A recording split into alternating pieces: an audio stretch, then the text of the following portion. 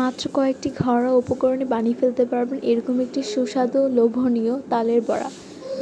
আসসালামু আলাইকুম।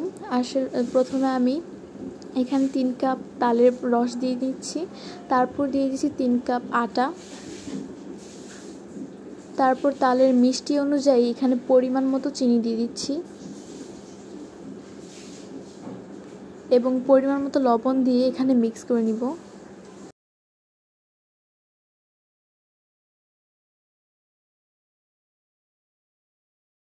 একটাও যেন আস্তে আস্তে দানা না থাকে, তাই আমরা ভালো করে মিক্স করে নিব।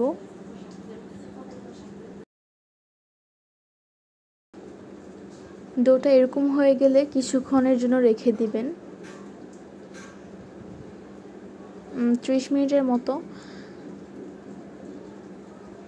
তারপর আমি একটা কড়াইয়ে তেল দিয়ে দিচ্ছি পরিমাণ মতো, তারপর আমরা তেলটা গরম হলেই দিয়ে দিব বড়াগুলোকে। আমি একটা ছোট চামচের সাহায্যে এটা দিচ্ছি, আপনারা আপনাদের সাইজ মতো দিতে পারেন।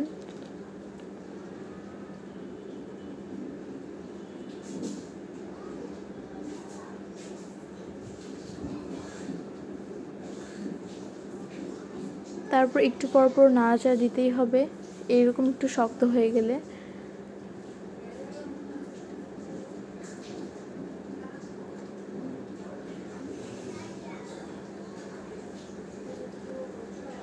যখন এরকম একটি কালার এসে পড়বে তখনই আপনারা এটাকে চুলা থেকে উঠিয়ে নেবেন।